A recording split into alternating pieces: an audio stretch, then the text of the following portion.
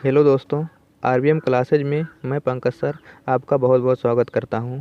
आज हम उत्तल दर्पण के लिए दर्पण सूत्र का अध्ययन करेंगे। इससे पहली वाली वीडियो में हमने अवतल दर्पण के लिए इस सूत्र का निगमन यानी कि अध्ययन कर चुके थे, डेरिवेशन इसका कर लिए थे। तो आज हम इसी सूत्र का उत्तल दर्पण के लिए अध्ययन करेंगे। तो चलिए देखिए इसको ध्यान से। ये उत्तल दर्पण है आपकी। उत्तल दर्पण इधर से होता है, इसमें कलई दबे हुए तल पर किया जाता है और इसमें प्रकाश का परावर्तन उभरे हुए तल से होता है। तो M1 M2 एक उत्तल दर्पण है जिसका मुख्य फोकस F है और वक्रता केंद्र C है और ये इसका मुख्य अक्ष BC है और ये इसका ध्रुव P है। इसके मुख्य अक्ष पर एक वस्तु AB रखी गई है। कोई भी जो वस्तु रखी जाएगी वो मुख्य अक्ष पर ही रखी जाएगी, या तो मुख्य अक्ष के ऊपर या तो मुख्य अक्ष के नीचे। तो ये वस्तु रखी गई। अब जब वस्तु रखी गई इस दर्पण के सामने, तो ये दर्पण इसका प्रतिबिंब बनाएगा। तो प्रतिबिंब तो बना देगा, लेकिन हम लोग कैसे वो प्रतिबिंब बनाएंगे या हम लोग कैसे ये जानेंगे कि ये जो दर्पण है इसका प्रतिबिंब कहाँ पर बनाएगा। तो देखिए इसके लिए, जब भी हम दर्पण के सामने कोई वस्तु रखेंगे तो वस्तु से हमें दो किरणें गुजारनी है। एक तो मुख्य अक्ष के समांतर गुजारनी है और एक वक्रता केंद्र की ओर जाती हुई गुजारनी है। तो ये दोनों किरणें जहाँ पर मिलेंगी वहीं पर हमें इस वस्तु का प्रतिबिंब बन जाएगा। देखिए हमने अभी ये कहा है कि हम केवल दो किरणें गुजारते हैं, लेकिन कभी कभी स्थिति ऐसी आ जाती है कि हमें इन दोनों में से सी जो है सी से नहीं गुजार पाते हैं। ये आप लोग जानते होंगे उस वीडियो में कि जिसमें हम अवतल दर्पण द्वारा प्रतिबिंब का बनना पड़े थे। वहाँ पर एक स्थिति ऐसी आ गई थी कि जब हम सी से कोई किरण नहीं गुजार सकते थे और वो अवतल दर्पण के लिए था, क्योंकि वस्तु जो था वो सी के आगे चला आया था। तो जब सी के आगे आ जाएगा तो सी से पीछे नहीं गुजारेंगे, हम किरण को आगे गुजारना है दर्पण पर। तो जब हम सी से नहीं गुजार सकते हैं तब हम एफ से गुजार देते हैं, यानी कि मुख्य फोकस से होकर गुजार देते हैं। तो ऐसी स्थिति यहाँ पर है नहीं, इसलिए ज़्यादा सोचने की बात इसमें नहीं है। तो अब हम दो किरण गुजारेंगे, एक तो मुख्य अक्ष के समांतर और एक वक्रता केंद्र से होकर जाने वाली। तो देखिए इसको अब ध्यान से। ये जो मुख्य अक्ष के समांतर जाने वाली किरण AB है, ये दर्पण से टकराएगी और टकराने के बाद ये ऊपर चली जाएगी, क्योंकि अवतल दर्पण इधर से मुड़ा है। तो टकराने के बाद ये ऊपर चली जाएगी, लेकिन जब ये ऊपर जाएगी तो ऐसा लगेगा कि ये F से होकर के जा रही है। देखिए F से, यानी कि अवतल दर्पण में जो मुख्य अक्ष के समांतर किरण होती है वो दर्पण से परावर्तन के पश्चात मुख्य फोकस से होकर जाती हुई प्रतीत होती है, तथा ये जो वक्रता केंद्र की ओर जा रही थी किरण, देखिए सी की ओर जा रही थी ना, लेकिन इधर से तो ऐसे आएगी, ये दर्पण पड़ जाएगा रास्ते में। तो क्या ये दर्पण को पार कर पाएगी? दर्पण को पार नहीं कर पाएगी, क्योंकि यहाँ पर पीछे कलई किया हुआ है। तो ये सी की ओर जो जाती हुई प्रतीत होने वाली किरण है, ये देखिए जाती हुई प्रतीत केवल होती है, वास्तव में ये नहीं जाती है। तो सी की ओर जाती हुई प्रतीत होने वाली किरण दर्पण से परावर्तन के पश्चात उसी मार्ग पर वापस लौट आती है। तो ये दोनों किरणें जहाँ पर मिलेंगी वहीं पर हमें इसका प्रतिबिंब बन जाएगा। तो देखिए ये वाला, ये इस नीचे बढ़ाया गया है और ये आगे बढ़ाया गया है। ये दोनों कहाँ मिल रही हैं? ये और ये देखिए यहाँ पर B डैश पर मिल रही हैं, यानी कि यही B डैश पर इसका प्रतिबिंब बन गया है। और वो प्रतिबिंब कहाँ से नापा जाएगा? मुख्य अक्ष से, यानी कि A डैश से A डैश B डैश सीधा ऐसे लाइन खींच देंगे, वहीं पर हमें उसका प्रतिबिंब बन जाएगा। तो ये जो A डैश B डैश है इसका हमें प्रतिबिंब बन गया। ये A डैश B डैश जो प्रतिबिंब बना है इसके लिए चार स्थितियाँ उत्पन्न नहीं होंगी। प्रतिबिंब की प्रकृति, ये आभासी है क्योंकि ये डाट डाट से बना है। प्रतिबिंब की स्थिति, ये बना है दर्पण के पीछे या P तथा F के बीच में कहीं पर। और उसके बाद प्रतिबिंब का आकार ये वस्तु से छोटा है, और प्रतिबिंब का विन्यास का मतलब उल्टा है कि सीधा, तो ये सीधा है। तो इतनी चीज़ें बतानी पड़ती हैं जब कभी प्रतिबिंब बनता है। ये भी हम पहले प्रतिबिंब का बनना वाले हेडिंग में पढ़ा चुके हैं। तो अगर वो नहीं देखे हैं तो वो सब देख लीजिए, वो सब अगर देखे रहेंगे तो बहुत आसान हो जाएगा। और एक किरण और गुजारा गया इसमें, ये जो MN खींचा गया है ये AB के समांतर है MN रेखा, और ये ये P है, ये वस्तु है, वस्तु से ध्रुव के बीच की दूरी को U कहते हैं। और ये P से F फोकस दूरी है, P से C वक्रता त्रिज्या है, इसे R से प्रदर्शित करते हैं। और देखिए F यहाँ से A', P से A' तक की दूरी V है, इसे प्रतिबिंब की दूरी कहते हैं। दूरियां कैसे नापा जाता है, मतलब चिन्ह कैसे लिया जाता है, वो भी बता चुके हैं। दर्पण के जो बाईं तरफ होगी वो ऋण में होगी, और दर्पण के जो दाईं तरफ होगी वो धन में होगी। तो इतनी चीज़ें हो गई। अब हम इसका अध्ययन करेंगे, डेरिवेशन स्टार्ट करेंगे। उससे पहले इसमें थोड़ा सा लिखना पड़ता है, वो दिखा देते हैं। वैसे लिखना हम नहीं चाह रहे थे, इसे बता देते, लेकिन लिख दिए हैं क्योंकि जो पीछे का वीडियो बनाया है उसमें लिखे नहीं थे, तो इसमें सोचे कि एक बार लिख देते हैं, क्योंकि देखने से और ज़्यादा समझ में आता है। देखिए इसमें जो लिखे हैं यहाँ पर, यही चित्र में लिखे हैं। देखिए माना, ऐसे लिखे, माना M1 M2 एक उत्तल दर्पण है। देखिए ऐसे लिखा है, माना M1 M2 एक उत्तल दर्पण है जिसका मुख्य फोकस F है। ये जो चित्र में है वही लिखा गया है, जिसका मुख्य फोकस F है। वक्रता केंद्र C है, वक्रता केंद्र C तथा ध्रुव P है। यही सब तो चित्र में है, यही सब लिख दिए हैं उसमें।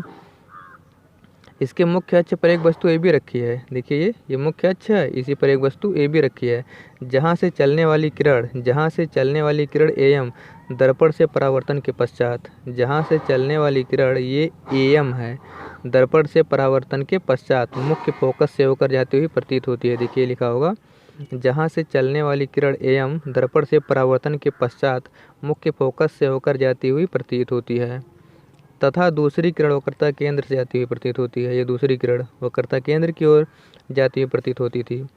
तो क्या होगा ये, कि उसी मार्ग पर, दर्पण से परावर्तन के पश्चात उसी मार्ग पर वापस लौट आती है। तो ये दोनों किरणें B' पर मिलती हैं। ये देखिए, ये दोनों किरणें B' पर मिलती हुई प्रतीत होती हैं, मिलती नहीं है, मिलती प्रतीत, यहाँ लिख लीजिए, प्रतीत होती हैं। वहीं पर AB का प्रतिबिंब A', B' बनता है, जो कि क्या है, आभासी है, सीधा है, आभासी सीधा भी बता ही दिए हैं, तथा वस्तु से छोटा है। तो इतना लिखना है, इतना ही चित्र में ही है, रचना समझ लीजिए। चित्र अगर ध्यान से समझे रहेंगे तो इसको आसान है लिखना। अब हम क्या करते हैं, इसका डेरिवेशन स्टार्ट करते हैं। तो ध्यान से देखिए, अब इसमें हमें करना क्या रहेगा कि दो दो त्रिभुज लेना है 2 बार, जैसे हम अवतल में लिए थे। एक बार देखिए, एक बार C से लेकर के वस्तु तक लेंगे, और एक बार प्रतिबिंब से लेकर के वस्तु तक लेंगे। यानी कि त्रिभुज ABC में और त्रिभुज A', B' में, उसमें भी ऐसे किए थे। एक बार वस्तु से लेकर के C तक लिए थे, यानी वक्रता केंद्र तक, और एक बार प्रतिबिंब से लेकर के वक्रता केंद्र तक, जब अवतल के लिए कर रहे थे। इसको याद कर लीजिए कि एक बार वस्तु से वक्रता केंद्र तक, एक बार प्रतिबिंब से वक्रता केंद्र तक। तो त्रिभुज किसमें, ABC तथा त्रिभुज A', B' में, इसे हमें समरूप दिखाना है। तो यहाँ लिखते हैं त्रिभुज ABC तथा त्रिभुज A', B' में समरूप कैसे दिखाया जाता है, ये तो मालूम ही होगा, अगर नहीं मालूम है तो फिर भी बता देते हैं। देखिए, समरूप दिखाने के लिए हमें किसी त्रिभुज में अगर 2 कोण बराबर हैं, 2 कोण, अगर किसी त्रिभुज में 2 कोण बराबर हैं या 2 भुजा बराबर है, तो वो समरूप त्रिभुज माना जाता है। और अगर कोई त्रिभुज समरूप हुआ तो उसमें भुजाओं का अनुपात बराबर होता है। इसी चित्र को हम अलग बना देते हैं, क्योंकि और स्पष्ट समझ में। देखिए ABC, यहाँ देख लीजिए ध्यान से, इसको धैर्य से देखिए। ये वीडियो लंबा हो सकता है, लेकिन ये जो है बहुत बार पूछा भी जाता है, और पूरा 3 नंबर का मिलेगा, विस्तृत उत्तरीय प्रश्न में आएगा, अगर एक बार ध्यान से देख लिए इसको और समझ में आ गया तो। देखिए ABC ये एक त्रिभुज है, तो इसको बना देते हैं हम यहाँ पर अलग से, कि और ज़्यादा समझ में आए। ये A, ये B और ये C, उसके बाद A', B',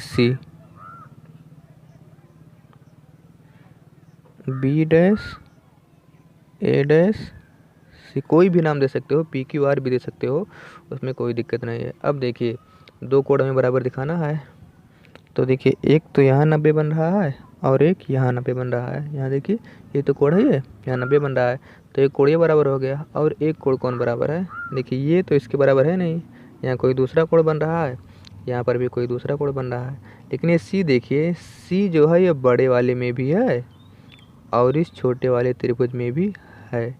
देखिए इसमें भी सी पड़ रहा है, यहाँ सी है, और इसमें भी यहाँ सी पड़ रहा है। यानी कि ये जो सी है ये दोनों त्रिभुज में है। तो हमें क्या लिख देना है कि कोण सी बराबर कोण सी, चाहे लिख दो कि कोण सी बराबर कोण सी, चाहे लिख दो कि ए सी बी बराबर ए डैश सी बी डैश, दोनों एक ही है। तो कोण सी बराबर कोण सी लिख देते हैं, उससे आसान होगा। पहले तो ये 90 वाला लिखते हैं, 90 वाला भी लिखे ही नहीं है यहाँ पर, बता रहे थे वैसे। तो 90 वाले का क्या नाम है, ए बी सी, कोण ए बी सी बराबर कोण बी डैश ए डैश सी, बी डैश ए डैश सी। यहाँ पर ये समकोण है, यहाँ लिख देते हैं समझने के लिए, समकोण है। उसके बाद जो है कौन वाला है, कोण सी बराबर कोण सी। तो यहाँ कोण सी बराबर कोण, छोटा अगर होगा तो बता देना कमेंट में करके, छोटा तो नहीं लिख रहे हैं इसमें। कोण सी बराबर कोण सी, इसे क्या कहते हैं, उभयनिष्ठ। उभयनिष्ठ माने कॉमन, कॉमन माने जो दोनों में हो, उभयनिष्ठ है। तो कोण सी बराबर कोण सी होगा। तो अगर किसी त्रिभुज में दो कोण बराबर हैं तो वो समरूप होता है। तो यहाँ क्या लिख देंगे, अतः त्रिभुज जो लिए थे वही ए बी सी, ये समरूप का चिन्ह है। त्रिभुज ए डैश बी डैश सी, ये दोनों क्या हो गए, समरूप हो गए। अच्छा, तो जब समरूप हो गए तो इसमें भुजाओं का अनुपात बराबर होता है, मतलब कर्ण का बटा कर्ण, आधार का बटा आधार, लंब का बटा लंब। लेकिन हम लंब नहीं दिखाएंगे, केवल कर्ण दिखाएंगे और आधार, क्योंकि कर्ण जो है ये लंब जो है ये वस्तु की लंबाई है और इसमें ये प्रतिबिंब की लंबाई है। ये वस्तु की दूरी है और ये प्रतिबिंब की दूरी है। ये तो कोई दूरी नहीं है ना, तिरछी दूरी नहीं नापी जाती है इसमें। देखिए ये थोड़ी का ना कोई दूरी है, और ना ही ये कहाँ गया, ये कोई दूरी है नहीं, ये एक बार इतना था और एक बार ये पूरा था। तो इसलिए हम कर्ण का नहीं लिखेंगे, केवल लंब का बटा लंब करेंगे और आधार का बटा आधार करेंगे। तो इसी में देख लीजिए, इसका लंब ए बी बटा इसका लंब ए डैश बी डैश। तो यहाँ पर हो जाएगा ए बी बटा ए डैश बी डैश बराबर, दूसरा वाला क्या हो जाएगा, आधार का बटा बी सी बटा ए डैश सी, बी सी बटा ए डैश सी, ये हो गया। इसे समीकरण नंबर 1 मान लेंगे हम। इसी प्रकार से अब दो त्रिभुज और मिलेगा। कहाँ से वो दोनों लेना है, देखिए यहाँ से जो समांतर किरण है वहाँ से लेकर के फोकस तक, ये जो ए बी के समांतर खींचे थे एम एन, वहाँ से लेकर के फोकस तक। तो एक बार एम एन एफ तथा ए डैश बी डैश एफ में, पहले कहाँ से लिए थे, वक्रता केंद्र से लिए थे, वस्तु से। फिर कहाँ से लेना है, ये जो समांतर किरण खींचे हैं इसके, और ये प्रतिबिंब से लेकर के एफ तक। तो त्रिभुज एम एन एफ तथा त्रिभुज ए डैश बी डैश एफ में, त्रिभुज एम एन एफ तथा त्रिभुज ए डैश बी डैश एफ में, इसे भी हमें क्या करना है, समरूप दिखाना है। तो इसको भी यहाँ पर हम बना देते हैं समझने के लिए कि ये और आसानी से समझ में आए। देखिए एम है, ये एन है और ये एफ है। उसके बाद एक छोटा सा बी बना है, यहाँ बी डैश है, यहाँ ए डैश है और यहाँ पर एफ है। तो देखिए यहाँ पर 90 और यहाँ पर भी 90 और एफ दोनों में है। तो सेम ऐसे इसमें भी है कि कोण एम एन एफ बराबर कोण बी डैश ए डैश एफ। तो यहाँ लिख देते हैं कोण एम एन एफ, कोण एम एन एफ बराबर कोण बी डैश ए डैश एफ। जहाँ कोण बन रहा है उसे बीच में करना है। देखिए एन के पास तो कोण बन रहा है, एन के पास, यहाँ ए डैश के पास, इसे बीच में करना है, इसलिए बीच में कर दिए हैं। और चाहे इधर से लिखो एफ एन एम लिखो, चाहे एम एन एफ, दोनों एक ही चीज़ है, केवल जहाँ कोण बन रहा है उसे बीच में रखना है। और ये एफ तो दोनों में था, ये देख लीजिए एफ बराबर एफ, तो कोण एफ बराबर कोण एफ। तो यहाँ हम लिख देंगे कोण एफ बराबर कोण एफ। ये क्या है, उभयनिष्ठ है। और ये क्या था, समकोण है। यहाँ लिख देते हैं समकोण है, और ये क्या था, उभयनिष्ठ था, उभयनिष्ठ है। ठीक, अब ये हो गया। अब इसमें क्या लिखेंगे कि दो कोण बराबर हो गया तो त्रिभुज समरूप है, तो लिखेंगे अतः त्रिभुज एम एन एफ समरूप त्रिभुज ए डैश बी डैश एफ। ये समरूप का चिन्ह है, अगर नहीं देखे होंगे तो देख लेना किताब में कहीं इसको। ये हो गया। तो इसमें भी क्या होगा, भुजाओं का अनुपात बराबर हो जाएगा। तो इसमें जो इसमें दिखाते हैं, इसमें ज़्यादा सिंपल है। लंब एम एन है, इसका बटा लंब ए डैश बी डैश है, तो एम एन बटा ए डैश बी डैश, और इसका जो आधार है एफ एन है, और इसका जो आधार है वो ए डैश एफ है। तो ये हो जाएगा एफ एन बटा ए डैश एफ। ठीक, अब देखिए एम एन जो है वो ए बी के बराबर है, तो जहाँ एम एन है वहाँ रख देंगे हम ए बी, तो यहाँ रख देंगे ए बी बटा ए डैश बी डैश, और एफ एन को ऐसे रहने देते हैं, और ये हो जाएगा ए बट डैश एफ। इसे मान लेते हैं समीकरण नंबर 2। यहाँ क्यों हुआ है, चूँकि यहाँ लिख देते हैं ए बी बराबर एम एन, इसीलिए रखा गया है। अब समीकरण 1 को देखिए और समीकरण 2 के देखिए ध्यान से। यही है समीकरण 1। देखिए इसमें भी ए बी बटा ए डैश बी डैश है, इसमें भी ए बी बटा ए डैश बी डैश है।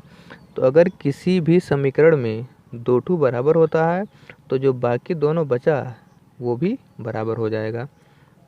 और इसे लिखा कैसे जाता है, समीकरण 1 तथा 2 से लिखा जाता है ऐसे करके। यहाँ लिख देते हैं समीकरण 1 तथा 2 से ऐसे लिखा जाता है। तो ये दोनों बराबर थे उसको नहीं लिखेंगे, जो नहीं बराबर थे उसको लिख लेंगे। बी सी बटा ए डैश सी बराबर कितना है, एफ एन बटा ए डैश एफ। अब देखिए इसमें एफ एन कोई दूरी है, एफ एन एफ से लेकर के एन तक, ये एफ एन कोई दूरी नहीं है, दूरी तो एफ पी है। तो एफ एन जब दूरी नहीं है तो इसके लिए थोड़ा सा लिखना पड़ता है, पहले उसको लिख देते हैं फिर बताते हैं। इसको इसमें लिखे थे, याद होगा। यदि दर्पण का द्वारक छोटा होता, यहीं पर लिख देते हैं जल्दी से, यदि दर्पण का द्वारक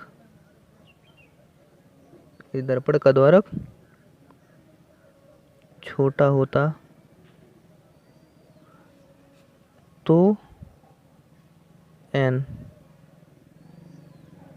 दर्पण के ध्रुव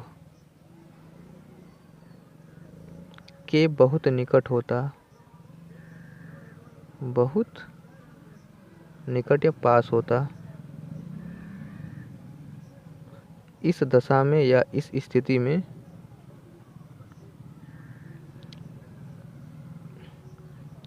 एफ एन बराबर एफ पी। देखिए इसका क्या मतलब है, लिखा गया है कि यदि दर्पण का द्वारक छोटा होता, ये यहाँ से लेकर के यहाँ तक की दूरी को द्वारक कहते हैं। मतलब ये छोटा होने का मतलब है कि दर्पण थोड़ा सा छोटा होता। तो जब ये छोटा होता, मान लेते हैं कि यहाँ तक होता, यहाँ तक, तो यहाँ पर वस्तु एक रखते, तो ये इधर से मुख्य अक्ष के समांतर किरण यहाँ से डालते, यहीं से डालते कि ऊपर से डाल देंगे, जब इसे टकराएगा ही नहीं तो नीचे से करेंगे ना। तो जब ये नीचे से करेंगे तो यहाँ पर आता, ये जो यम यहाँ चला गया है, यम यहाँ जाता है, तो ये जो ये खींचते समांतर रेखा ए बी के, तभी तो खींचते एम से, तो यहाँ से खींचते तो कहाँ आता है, ये यहाँ जाता एन, तो ये पी के समीप आ गया कि नहीं। तो ये लिखा है कि यदि दर्पण का द्वारक छोटा होता तो ये अगर और छोटा होता तो और नज़दीक आता, और छोटा होता तो और नज़दीक होता। बाकी चाहे जितना हो जाए, अगर दर्पण के सामने वस्तु रखा है तो दर्पण उसका प्रतिबिंब बनाएगा। तो यही इसमें लिखा है कि यदि दर्पण का द्वारक छोटा होता तो एन, ये जो एन है वो पी के समीप हो जाता, तो जो एफ एन है वो एफ पी हो जाता। तो ये लिखा है एफ एन बराबर एफ पी। तो यहाँ जहाँ एफ एन था वहाँ हमें एफ पी रख देना है, तो यहाँ रख देते हैं। तो हो जाएगा बी सी बराबर एफ एन की जगह पर ये बी सी बटा ए डैश सी बराबर एफ एन की जगह पर एफ पी बटा ए डैश एफ। अब हमें सबका मान निकाल करके यहाँ पर रख देना है। देखिए ध्यान से, इसको हम बी सी को कितना लिख सकते हैं, बी सी को, क्या ये पूरी दूरी है, नहीं है, तो बी सी को दो टुकड़ों में तोड़ लेना है, B P plus P C. तो यहाँ रख देंगे हम B P plus P C, यहाँ लिख रहे हैं B P plus P C. यहाँ से देखिए बी पी नए पेज में लिखें, यहीं रहने देते हैं, समझ में आएगा, B P plus P C, बार बार भी उल्टना पड़ेगा, नए पेज में लिखेंगे तो B P plus P C बटा नीचे कितना था, ए डैश सी था ना, चलिए ठीक है, दिखाई पड़ रहा है, यहीं से पूरा लिख देंगे ए सी, ए डैश सी। देखिए ध्यान से, कहाँ है ए डैश सी, क्या ए डैश सी कोई दूरी है, नहीं है, तो करेंगे क्या हम ए डैश सी के लिए, देखिए इसको ध्यान से, ए डैश सी है ना, पहले हम पूरा ले लेंगे, उसके बाद में से इसको हम घटा देंगे, तो हमें मालूम हो जाएगा ए डैश सी। देखिए पूरा का भी मान मालूम है, आर है, दिखाई नहीं पड़ रहा है, सॉरी, पहले हम पूरा ले लेंगे, हमें ए डैश सी का तो मान निकालना है, तो ए डैश सी निकालने के लिए पहले हम पूरा ले लेंगे, पूरा का मान आ रहा है, और उसमें से ये क्या नाम है, पी ए डैश, यानी कि ए डैश पी घटा देंगे, इसका भी मान मालूम है, वी है, तो क्या हो जाएगा आर माइनस बी। तो पहले उसको लिख देते हैं, मान ही बाद में रखेंगे, तो कितना हो जाएगा P C minus A dash P, तो यहाँ रख देते हैं P C minus A dash P, ठीक। उसके बाद एफ पी, देखिए एफ पी, ये दूरी हमें मालूम है एफ, इसलिए इसमें हम कोई परिवर्तन नहीं करेंगे, तो इसको हम ऐसे ही रहने देते हैं एफ पी को।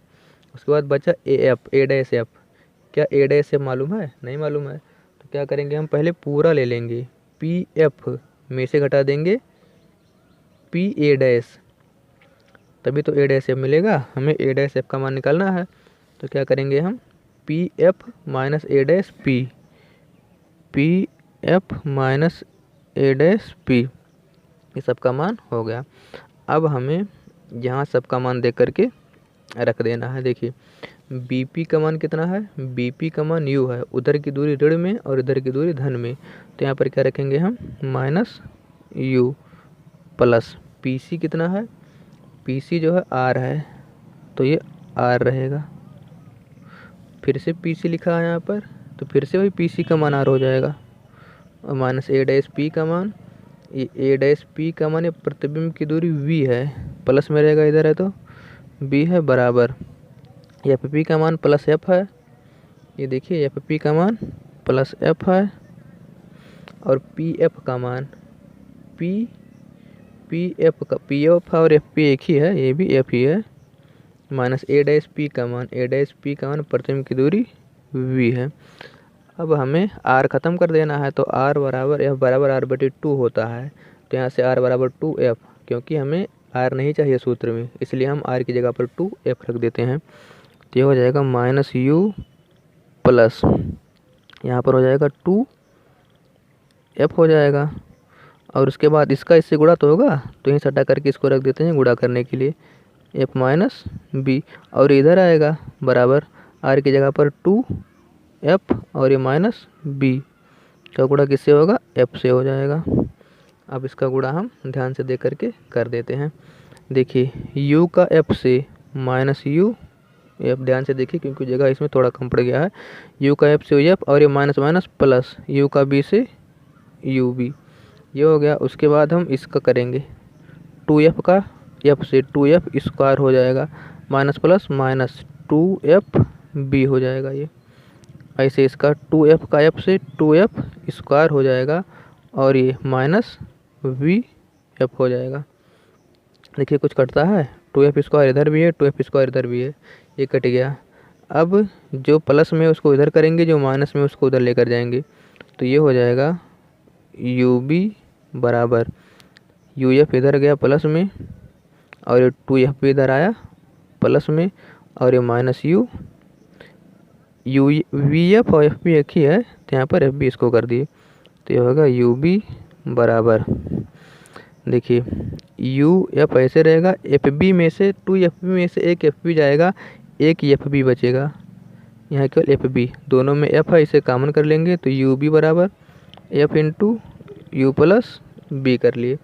अब हम इसको इसके नीचे भेज देंगे, यहाँ एक है कुछ नहीं है तो इसको इसके नीचे भेज देंगे और इसको इसके नीचे, तो हो जाएगा 1/f बराबर u प्लस बी बटा यू बी। अब ये इसका बटा है तो एक बार इसका बटा कर लेंगे, एक बार इसका बटा, सबका तो बटा है, तो 1/f बराबर u बटा यू बी प्लस बी बटा यू बी, यू से यू कट जाएगा और इसमें बी से बी कट जाएगा, तो ये बच जाएगा, कहाँ लिख दें, यहाँ किनारे यहीं लिख देते हैं, 1/f बराबर 1/b प्लस 1/u। यही हमें प्रूफ करना था और ये प्रूफ हो गया। तो अगर स्क्रीनशॉट लेना चाहते हैं तो इसका स्क्रीनशॉट ले लीजिए, एक बार हम इसको सेट कर देते हैं। ये देखिए इसका चित्र का पहले स्क्रीनशॉट लीजिए, उसके बाद ये देखिए इसको वीडियो पॉज कर लीजिए, अगर लेना है स्क्रीनशॉट, ये देखिए इतना कर लीजिए, उसके बाद फिर इतना, वीडियो पॉज कर लीजिए, रोक लीजिए और उसके बाद ये पूरे का ले लीजिए और इसको कॉपी में अच्छे से उतार लीजिए, अगर अच्छे से पढ़ाई करना है तो ठीक है। अगर वीडियो अच्छा लगा हो तो चैनल को सब्सक्राइब कर लीजिए, इससे हम अभी बहुत अच्छे वीडियो बनाएंगे, उन सब का नोटिफिकेशन आपके पास पहुंचता रहेगा और आप आसानी से उन सब का अध्ययन करते रहेंगे। इससे आपकी जो तैयारी है वो अच्छे ढंग से होती रहेगी। तो ठीक है, अब हम अगली वीडियो में कुछ नई चीज़ों का अध्ययन करेंगे।